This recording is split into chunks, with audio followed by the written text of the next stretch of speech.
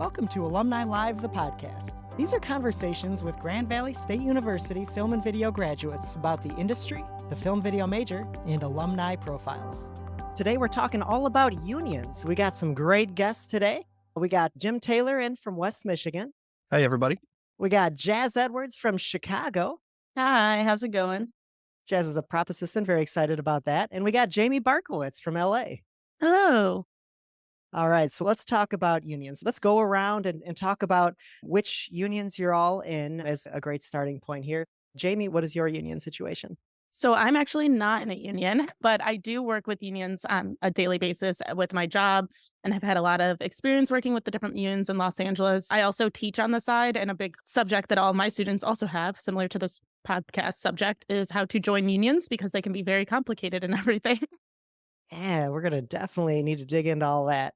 Jaz, what can you tell us about your experience with unions? I'm a member of IATSE's Local branch 476 out of Chicago, and I joined just under a year ago. It'll be a year in March. I'm still very new to the whole union world and still kind of learning how things go about it, but so far it's great. Great, congratulations. Thank you. Jim, what can you tell us about your experience in unions over the years? I guess you could call me a casual list member for IATSE 26 here in Grand Rapids. And I've been doing that for, it always seems like 2 or 3 years, but it's coming up on 10 years now. So finally got the seniority to where we're getting some interesting calls now. Whereas at the beginning, those of you that don't know, you're generally doing the pushing boxes kind of work, at least in West Michigan. Sure. And I, as your host, Randy Strobl, I am in the IBEW in Detroit doing broadcast work for Detroit Public Television. Let's start with what is a union? What is the difference between not a union job, a union job? What does it mean to be a part of a union? I would say that the easiest explanation of it is that it all started when entertainment workers wanted to get together and make sure that their working conditions were safe, that their pays were acceptable, that everyone was on the same page with everything, and that they were being treated right in their jobs. Especially, we know that a lot of jobs in entertainment can be dangerous. They can be long hours, all these different things. So joining a union and when different jobs and locals are unionized basically just means that these are our working conditions and our terms that this group of tradespeople want to agree on and that productions have to comply with. You'll hear the terms brothers and sisters a lot when talking about unions. And that's kind of like the camaraderie of it, is that we are brothers and sisters in a union working together. We're all on the same page. We're all here to support each other and fight for working rights. Absolutely. And Jim, you said you're more of a casual member. What do you see from that perspective? What does the union mean to you in Grand Rapids? Well, it's organized. Any of the major venues and movie sets and things like that in West Michigan are generally organized. It's the smaller venues, live music venues and things like that are non-union. And what I find is that the union really guarantees a consistent wage base to work from. The folks that are on what we call the 100 list, which would be the folks that are full-time, union is their only gig, they can make a somewhat middle-class living. The good and the bad, as far as I can see it, the hard part is just that the work is not always there. In a Midwest town like Grand Rapids, you'll have several weeks where everyone's working these crazy 90-hour weeks, and then a week or two where there's just nothing. And it seems like the schedule ends up coming out that way. Everyone wants to do their events on the same date. Sure. Now, Jaz, you just graduated from Grand Valley pretty recently. You're fresh out into the working world. How did you decide to join up in Chicago, and what did your whole transition into union life look like? It all kind of happened just by coincidence. It was not something I planned. It was just the opportunities were presented, and I was like, well, I have no reason to not take them. So I did. But I moved out to Chicago and I started as a health and safety PA, which they're not part of any union, at least here in Chicago. I think in LA, the PAs have a union there, but in Chicago, PAs don't have a union. So with that, you're typically making about minimum wage. And if you're on a full-time big budget show or movie, they're kind of nice where they guarantee you 12 hours of pay. So it's even if you don't work the full 12 hours, they still give you the 12 hours. But you don't get the benefit of unions, such as you don't get the health insurance that comes with it. You don't get like the job security that comes with it, because with union projects, they say you have to hire union people first before you can hire out. But when I got into the union, I was working on a show called Force on their first season. And I just was like, well, I don't want to be a PA forever. So let's see what else I can do. made friends with the people in the props department, told them I was interested, and they ended up having a spot open up. And they're like, we don't know anyone who's free to work that's in the union. So we'll put you on the out of work list so that you can come work a union position. And then after about 30 days of working, my prop master, he spoke to the people who were in charge of the board of the union. He's like, hey, we should get her voted and sworn in. That's really great that they took you in like that. So in that answer, I'm hearing that there's some things you have to go through to join the union. In your experience, what are the ways to join? Jim, how did you get into IATSE? Well, like I said, I'm on their casual list, so I'm not technically a card holder. And there is two levels as far as the unions goes. There is the folks that are card holders. They're paying the union dues every year. They are part of the structure. They get to be a voting member. And then there's a whole ton of people generally, and this differs in some cities, you may go 30 days and they'll invite you to join. Some cities like New York, you might wait years before you get an invitation to join. In Grand Rapids, the most likely method to enter is asking the union steward, hey, do you want me? There's a certain level of having to prove that you can make a full wage in the union because the dues are, I don't want to say somewhat expensive. I think around here, they're about $500 a year and it can come out of your paycheck. But you would just go to the union and say, hey, I'd like to become a member, and they'll take you through the route to doing that. Generally, it's going to a meeting, and if you're well known enough, they would give you an up and down vote as to whether or not they want you in the union. There's very few people that don't get the vote positively, but it does happen. We have a couple of people that are still on our casual list that have asked to be members, and they just don't want them as a voting member for whatever reason. But for the most part, in Grand Rapids, it might be a little easier than say going to New York. You really have to know a lot of folks there to get into IATSE 1. My own experience in Detroit is when I started working for Detroit Public Television, when they hired me on, the first question they asked is, do you want to join and be a member of the IBEW or not? So Jamie, I understand California is a little bit different. Could you talk to us about what it's like working in California where unions are maybe a little bit stronger? So first thing to know about unions in general, when we're talking about this, is that there's different divisions across the United States and also across the world. So each division might consist of multiple states, and they're going to have their own set of rules and their own jurisdiction. So Los Angeles, in our district, for IATSE, if you're a union member, you can't work on non-union shows. That is the agreement. You can only work in union jobs within your jurisdiction of your trade. Not saying that people don't sneakily do it. I have heard of people, I wouldn't advertise that, but you're not allowed to work on non-union. And then similarly to what Jaz was saying about getting into the union, if you're non-union, you can't work on a union show unless you have a permit. And depending on your union, depending on the show, there's multiple ways about getting that. In general, to get a permit for the show, they have to go through everyone on the roster for that position in the union. And absolutely everyone has to turn it down before they'll move on to a non-union person, which is a long list. I would say during the pandemic in the thick of it, when productions were starting back up, there was a lot of productions picking up and there was a lot of work in Los Angeles and not enough people. So I think a lot of people got their in on the union, on certain unions, because they were able to call the office and get on the list and then get a permit. So a lot of people lucked out that way. But in general, you kind of just have to know a production that's looking for a position, kind of how Jaz was saying that they didn't have anyone and she was right there. So that's how she got that opportunity to come in. That's the only way you can get on a union production is if you have a permit. It's a weird divide, and a big question I always get from my students when I teach is, well, how are you supposed to get into the union if you're not allowed to work on a union show, but they say you need 30 union days to be in the union? And that is the trick of unions. And just like anything, it is a network. Some of the perks, like you mentioned, Jamie, are that you are on a list to get jobs, right? So it sounds like that's, Jim, how you're getting jobs.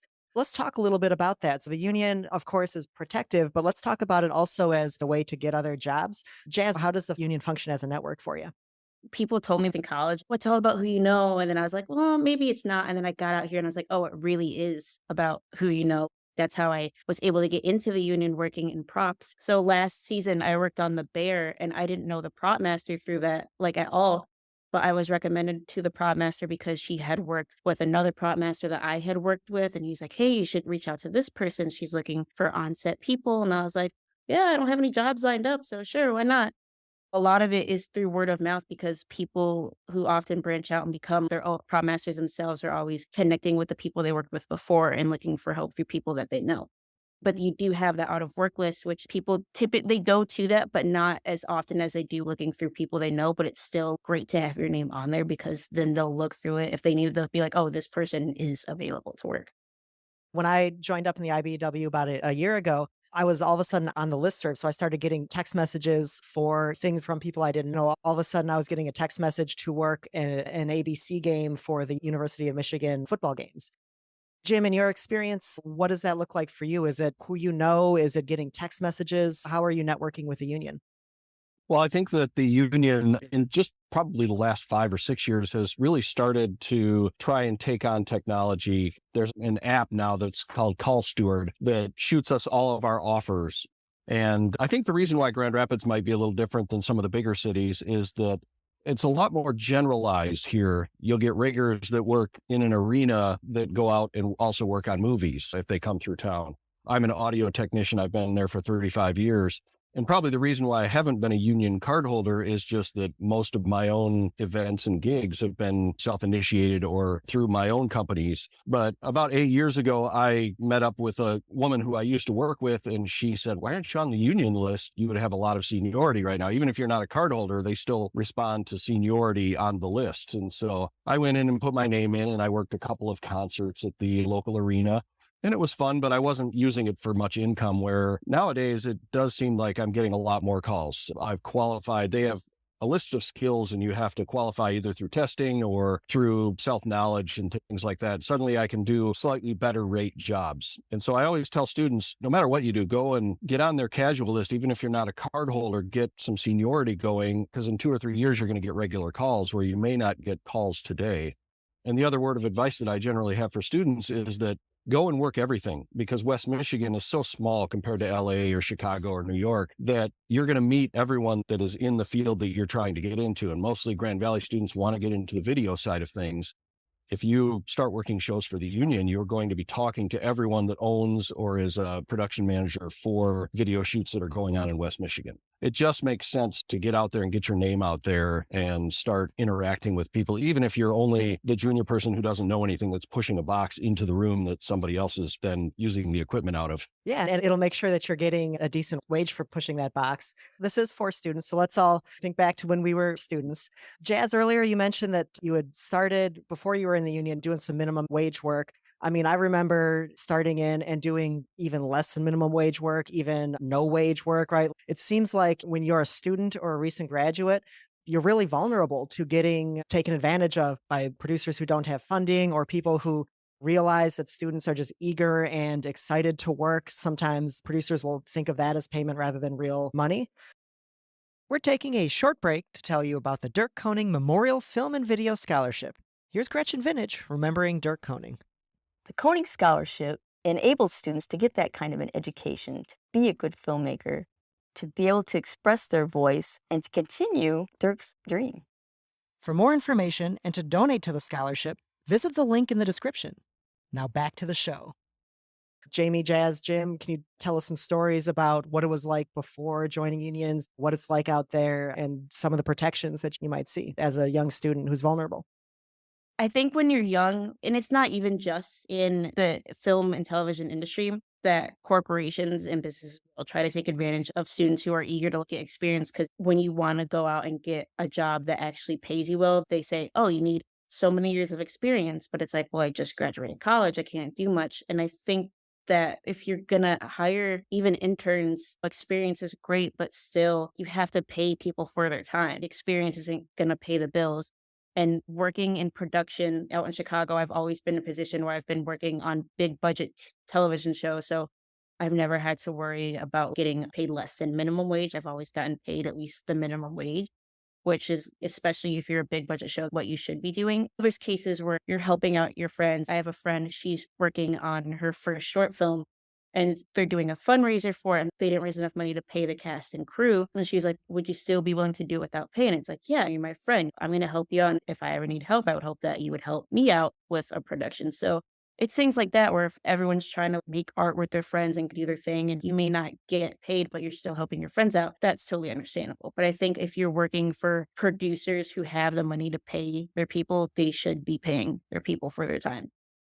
Jamie, the protections against students getting taken advantage of, what do you say about that? Yeah, I was definitely taken advantage of as a student. So I look back on that and I'm always telling my students to know your worth. And when you're first starting out, it's okay to work on certain things for free. Like Jazz was saying, if it's student films or small independent films, I definitely did that. But also, I wish I set more boundaries with that because I've worked on a few when I was in college or fresh out of college that was like local independent films. So they weren't student films, but they had no budget. And so I wasn't paid. The things I was asked to do and the amount of work I was doing, I look back and I was like, oh, I really should have been like, no. But because I was a student, they knew that I was just going to be like, yeah, I'm here for the experience. I have to build my resume. I'm always saying, yes, if it's a small project or it's something that you're really passionate about, or it has really good opportunities for you to learn and connect. Like one of them that I did work on, I got to work close with the art director. I was just hired on as a PA and I was always interested in working in art department. So when I got to work with the art director, I felt like I learned so much and they were allowing me to help them build things. They were showing me their process. And that was really invaluable to me that, yeah, I walked away from that project without any money, but I learned a lot. But I was also in a position where I was working another job. Everyone has a different situation financially and what they're willing to do.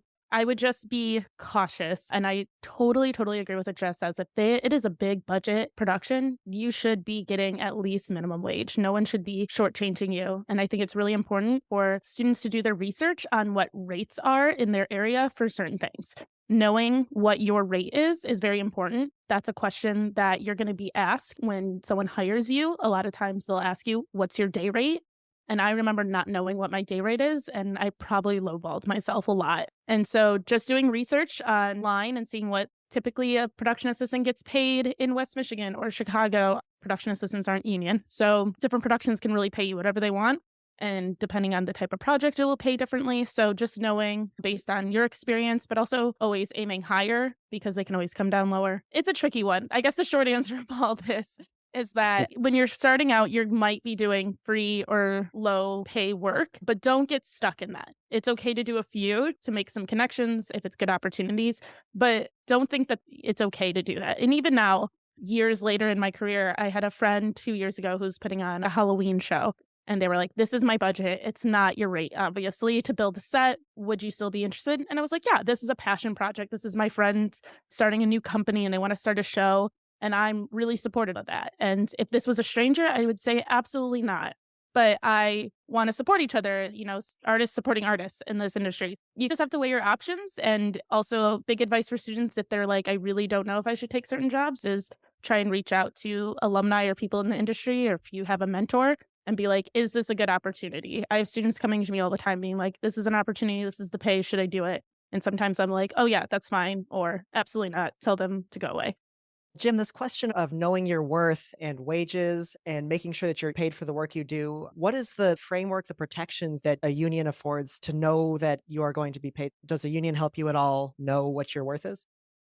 Well, I'll come around to that in a circular way. As a professor and a researcher, one of the things that I looked at was creatives and their pay rates. And one of the most secret, obtuse things about being a student is when you get out in this field, very similar to things like graphic design and sometimes folks that are in the seamstress field and things like that, you're working by yourself. You are a gig economy worker. You don't know until you've got some experience under your wings what the right rate is. I've got about 35 years in as an audio engineer, and I can make a lot more outside of the union than I can as a union person, but that's because I've developed reputation and people call me for things around West Michigan. What the union does is it basically sets out the minimum viable product for being a person that's in this industry. And then you can go from there. If you want to work a non-union job, depending on your union rules and your individual union, in some cases that's possible. You should be making a bunch more money if you're not getting the benefits and the wages and the things that the unions guarantee. Whereas the union, they're going to guarantee that you've got a baseline livable wage. It's much more than minimum wage, but at the same time, in Grand Rapids, it's probably not what it should be compared to work for the folks in Chicago. And we make a lot more on things like Lollapalooza gigs than we do here at the arena in Grand Rapids. But the union at least can give you a sense of what the right rate is. I have beginner workers that work for my company, and I always tell them, you're at least $2 or $3 above what the union pays because that's what I feel is right. There's not a lot of companies that are that way. They would much rather pay somebody 10 or 12 bucks an hour than go up to that $20, $25 an hour rate, which should be expected at the minimum for anything that's college education related. And if you're accepting something like $17 or $18 an hour, that's McDonald's wages now. So if you've gone through a 4-year degree and you're making that, unless you are, like Jamie said, working on a passion project, which is a whole different situation, you should be having some kind of minimum. It should be 20 bucks or above because you're working as a knowledgeable technical worker. Absolutely. It sounds like our best advice that we're thinking is for students to think about what their hourly rate is and to compare that across other industries. The benefit of a union is what's called collective bargaining, right? Where lots of people together can say, we're either going to take this deal or not take this deal.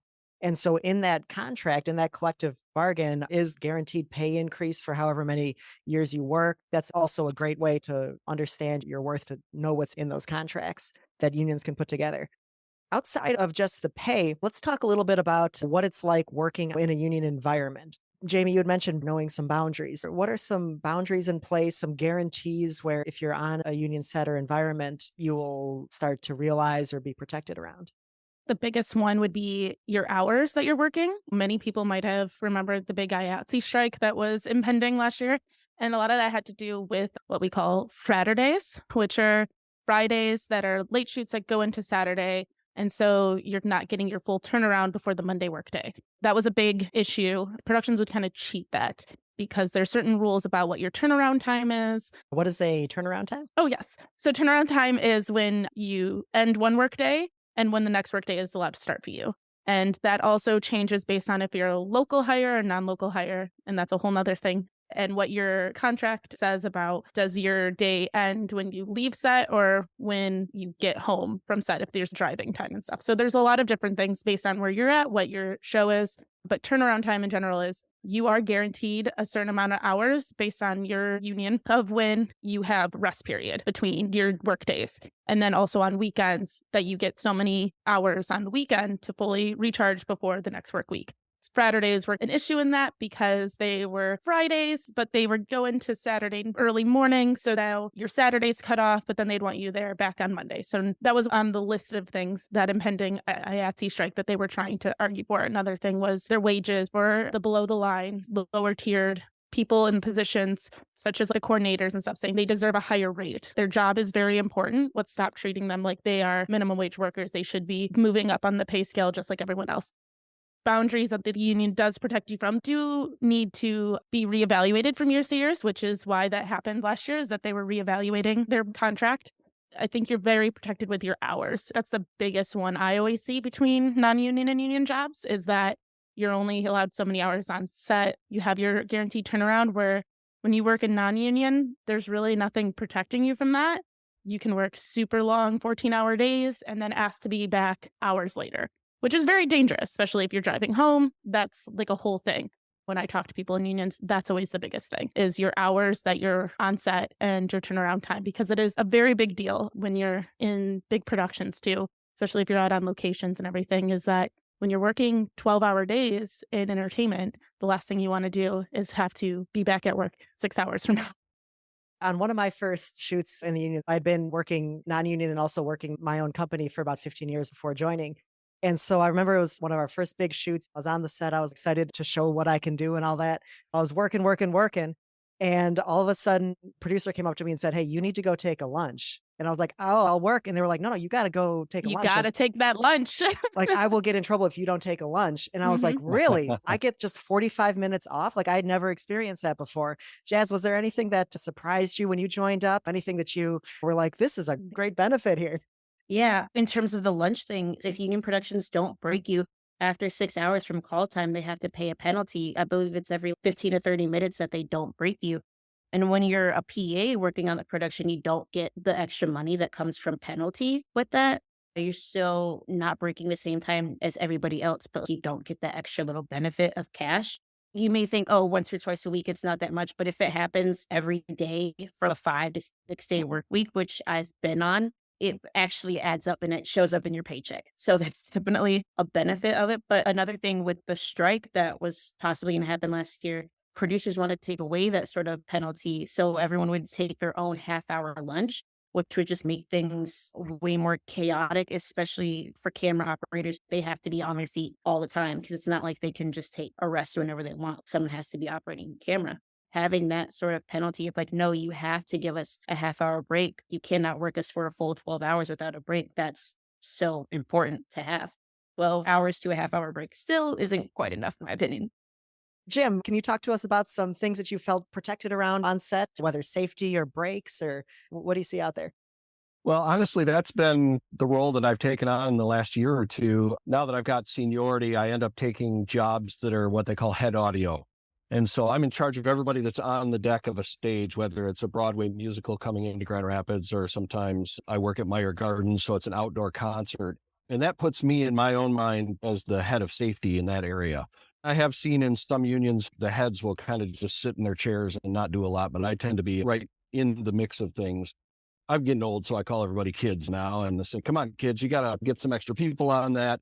Safety really has to be the forefront, because all of these productions, whether it's live stage productions or movies or musicals or anything that's involved with mostly union production, there's going to be dangers there. We're running temporary equipment everywhere. There's cables on the ground. There's heavy duty electricity. There's really heavy stuff up above our heads all the time. And so if you're not watching the safety, you're going to run into issues. And what I find is that the union is far better about making sure everybody walks off the set without injury at the end of the day than an independent will be. Because if you go back towards the passion projects and independent films, the producers on those, their brains are wrapped around so much more because they're trying to do more with less, that they're not going to pay attention if there's a cable that's got 480 volts and somebody's going to put it right in the middle of a puddle or something. They don't have the bandwidth to do that. And so I find that non-union, especially when we're talking about video production, that tends to be a much less safety-oriented spot to be in. You have to really push a lot harder to make sure safety is okay. Whereas with the union folks, they understand it, especially in things like arenas or Broadway musicals and things. If you yell stop, the whole deck stops. That's the way it should be, because everyone has to look up and say, what's going on? What's unsafe? There is like the stereotype that like non-union is less safe than union. And I think what Jim says is right, is why we think that. But I would also say that that's not the case across the board. I don't want people to think that every time they go onto a non-union set, they're just like doomed for death. That is not the case. And I know that's what Jim was getting at. I think the layer to that of why we also say that union sets have another step in priority for safety, not because non-union don't care about your life, is because when you're in a union, you're represented and you have representation from your union. So if anything is unsafe on your set and you're non-union, you can go to your producer and the people in charge of that project and say, we feel unsafe. But there's a huge gray area. When there is something that's unsafe on a union project, you go to your union rep. If nothing's getting done, the union rep shows up, the production can get shut down. They take it more seriously because you have that representation and that protection from the union because you're part of that. That's why unions take their safety more seriously, because they don't want to get shut down and they know that they can be shut down. Absolutely. I think a lot of that protection comes from also not being able to just be fired for any reason, right? If you blow a whistle and you say, hey, this needs to stop, on some sets, it could be totally fine for you to get fired, especially if you're a freelancer. But if you're in the union, there has to be significant reason to fire you. Have you seen any of those protections in place where people are protected from getting thrown out for any reason?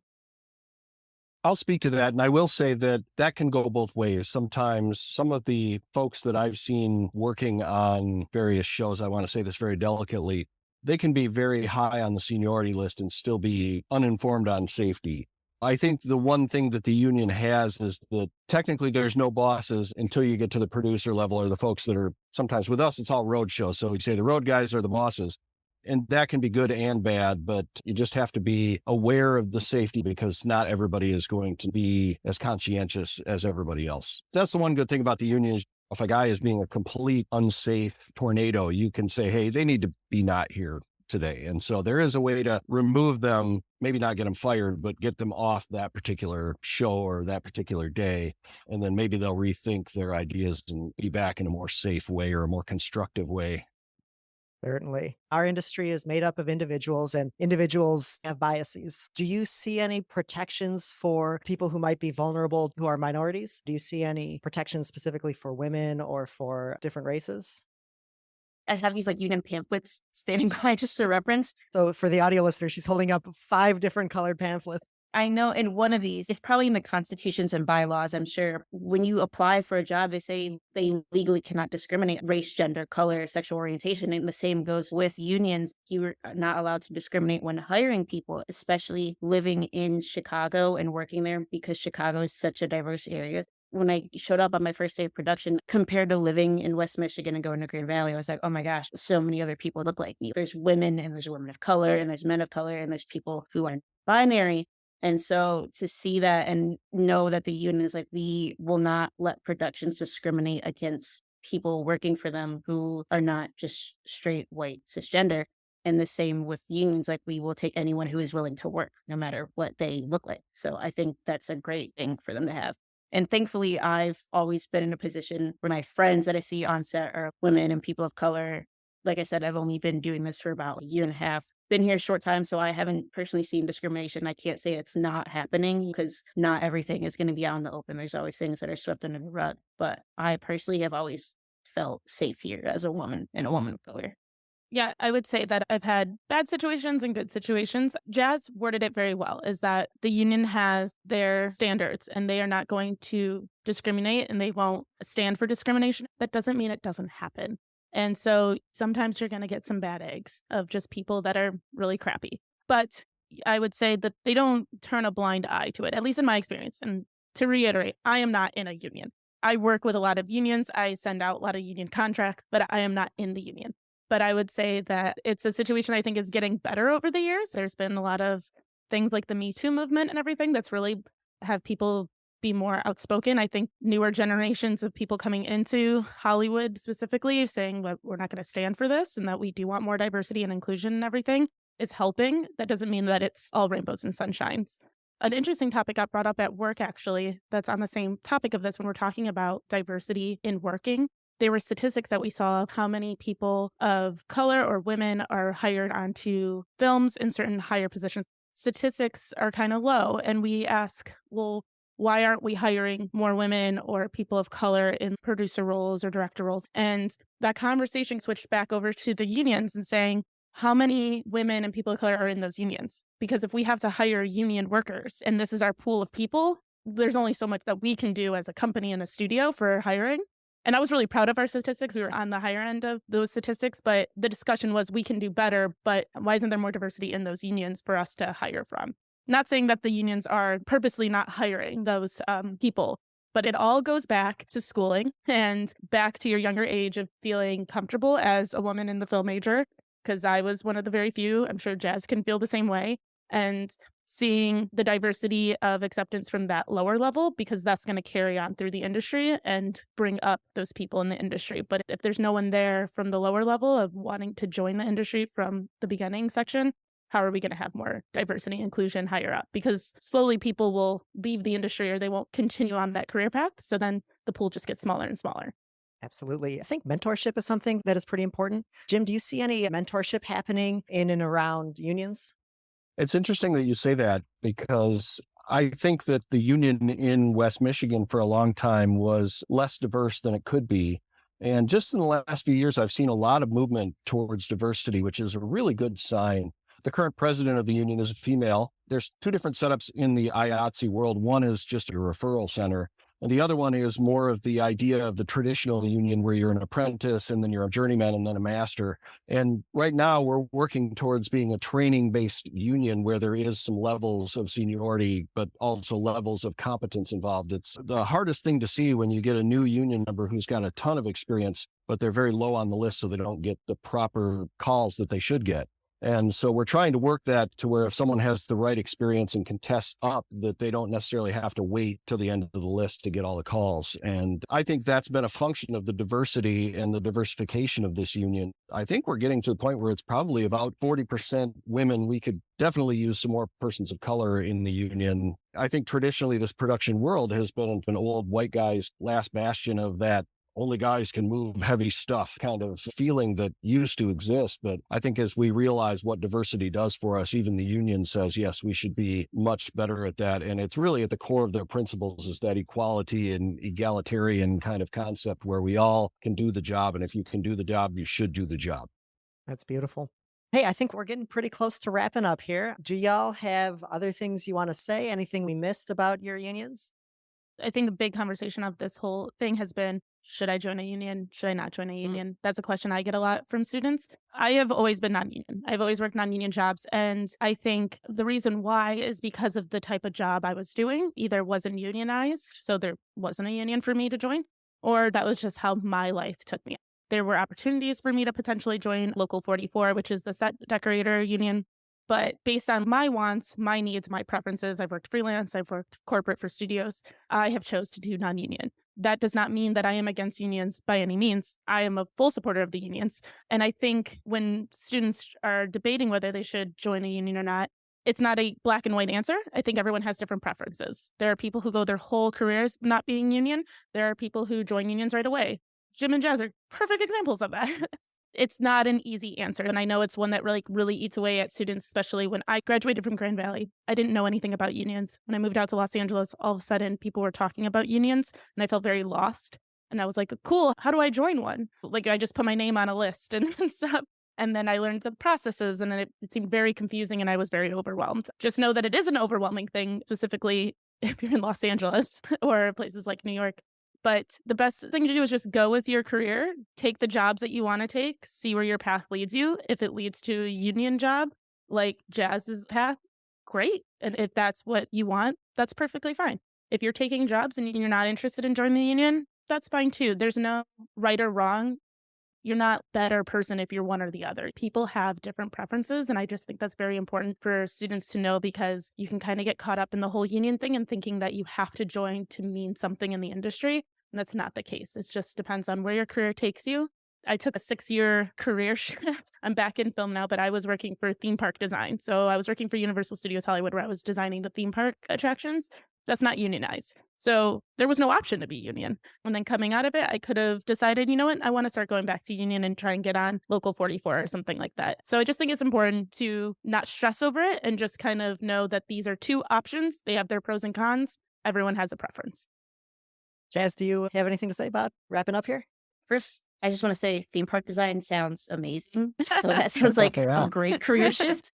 But yeah, I joined the union maybe after about 4 months of working. Well, I was voted in about 4 or 5 months after moving out to Chicago, which is very quick. Like I've had people say it's taken them years to get into the union. So I definitely feel very lucky and I'm glad I did join. Like Jamie said, there is no right or wrong way because everyone has a different lifestyle and career options that they want. So if you like the idea of doing more freelance where you can kind of be your own boss and set your own schedule, that's great. And you can kind of do the same with the union, but you have to agree to that collective bargaining power. A thing that I really appreciate about the union is not necessarily just the pay, is they have a lot of educational opportunities and they help provide things like insurance that you don't always get when you're working on low budget or indie productions, but they also provide educational assistance. So if you are going to go back to school, if you have a spouse or child that's going to school, they can offer educational assistance. And they also just offer classes like 476, they offer CPR certification. They have basic construction classes. You can get forklift certified. So they do offer a lot of training outside of being at work physically, which is great. If you have some time where you're not working and you still want to learn and improve your skills, that's always a great option that they have, those skills for you to learn. And also just networking, because I didn't know anyone out here really when I moved to Chicago. I think if I hadn't joined the union and I decided to still be a PA, I definitely wouldn't meet the people that I work so closely with now and wouldn't have the same opportunities. I would still just be telling people to put on masks and make sure they get their COVID test, which a job is a job. No shame to that. But I definitely am glad I did because it is providing me with more opportunities. Yeah, Jim, final thoughts here about unions? I would build on what both the ladies have said here. I think that a union is a choice you can make in West Michigan. I tell students, if you want to be in production in West Michigan, if you're not going to move out of town, at least go get your name on what they call the casual list. And that way you can get referrals to different union jobs that might need your skills. And I think the idea of training is a fantastic one as well. The union here has gone full scale into training. So yeah, get that high-low license. Get certified as a rigger, even if you don't intend to stand on the top of buildings and pull chains. Do all that stuff. I'm just about to teach an audio class for a bunch of folks in the union because we need more people that can at least do the basic working of audio equipment. And I think any of those opportunities are not going to be there if you're completely in the gig economy and you're doing your own thing, which for some works. I've seen students at Grand Valley leave and do fantastic work directly out of the gate. But then there's a lot of folks who are like, not exactly sure what I'm doing with this degree. I know all this technical stuff now, but I can't put it to use because I just don't know who to call to make that happen. And in that case, you can use the union and meet some people without necessarily getting the card and joining fully. Not that I would say anything against that as well. I'd probably get a card this year finally because they're pressuring me. Hey, if you're going to be a boss, you should probably have a card in your hand. It's a different decision for everyone. I went 35 years without having union backing, but I've really enjoyed the last 8 or 9 of them, just learning the system of the union and getting in and doing gigs with those folks, because there's some fantastic people and some fantastic contacts that I've made through it. Absolutely. Built-in network, a structure for wages, talking about insurance and classes, and all of that works because people come together and fight for each other's rights. I always like to end these podcasts with just like a really high note here. So if we could just go around and talk about something you're really proud of in your career, something you just did recently, a problem you solved, something that you tackled, put together. Let's start with Jaz. What is something you're really proud of recently? I've only worked on 3 TV shows since being in the union. Most recently, The Bear came out, and they're starting season 2 now. I'm not working on season 2, but I worked on season 1. And that was a very food-heavy show because it's about a restaurant. The cool thing with props is you're doing so many different things depending on the show. So the fact that I was working on a show so food-heavy, I think actually taught me how to be a better cook a little bit, I guess. I really enjoyed being on that show, and I'm like, oh, I didn't know you could do this with food. I guess it's not really a career highlight, but I don't know. Working on that show definitely was like, oh, maybe I should try this when I'm cooking. That might be fun. And also the fact that it got like Golden Globe nomination. An awesome show. But as soon as you said it earlier, I was like, oh, I love that show. Yeah. But even working on the other shows that I worked on, like with Force, we do a lot of things with guns. And so I knew nothing about guns before going on the show. Working on that show definitely is teaching me a lot of things that I don't already know. Learning how to make fake drugs. I get to school too. You just pick up a lot of different skills that I didn't know I would need in life. Jim, what's something you're really proud of recently? Well, 2 things. I had taught at Davenport for about 10 years in the business department. So I am about a year and a half into teaching at Grand Valley and teaching both the audio and some of the video classes. And that's been like a dream come true for me. I really enjoy giving back and teaching students. The one thing I felt like in my undergrad that I didn't have was, how do you figure out what you want to do when you grow up? Just talking with the students in a direct way and saying, hey, don't worry about it. Here's some tips that maybe I didn't get as an undergrad is really fantastic. And then the other weird little thing was this fall through the Local 26 union, I got certified as a rigger, which is something I never thought I would do. But the opportunity came up and I thought, I just want to see what it's like for those crazy people who go up in the ceiling of these arenas 80 feet up and pull motor chains and things like that up. And they're a whole different breed to be able to do that. It still scares the hell out of me, but it's fun to have the knowledge, and it's part of safety as well. I can know when things are sketchy now that I wasn't aware of before. It's been a really new thing that I've walked the beam a couple of times, and it's scary and thrilling at the same time. So I feel like I'm still challenging myself as an old guy, which is good. That's so cool. At next concert, I'll look up and maybe I'll see you up there. Jamie, take us out here. I'm going to bounce off what Jim said, because 2 years ago during the pandemic, me and a colleague started our own online school called the Essential Art Department, and we just celebrated 2 years. So very proud that it's been going strong and we've been growing as an online school. We teach online classes about working in the art department, and we started it as similar to what Jim said, just being direct with students of things you might not have learned in a traditional classroom. And how do you get your start in the art department and things that you need to know? We made it online because it was a pandemic, so we're reaching people all over the world, which is really cool. So very proud of that. Starting a business is hard. And I never thought I'd be a teacher, but here we are. And then second one, with my current job, we just wrapped Kingdom of the Planet of the Apes, which was shot in Australia. It was my biggest film that I worked on since being at Disney in 20th Century. It was a very complicated shoot. I was here in Los Angeles while it was going on, and the time difference between Australia and Los Angeles is quite a challenge. And so dealing with such a big production but not being there physically on set was really hard, and I'm just very proud that it just recently wrapped. Wow. Well, hey, thanks Very to all cool. 3 of you for joining us. Thank you so much. Thank you guys. Yeah, thanks. This was very great to learn from people who have way more experience than I do, to hear your guys' input. Thank you for joining us for this episode of Alumni Live, the podcast. Subscribe to our podcast to hear more from our alumni across the industry. Check out Alumni Live on Facebook, Instagram, and YouTube for more conversations and networking. Let us know what topics you want to hear our alumni talk about. The Grand Valley State University Film Video Alumni Network is here for you, and we're glad that you're here. Thank you for listening.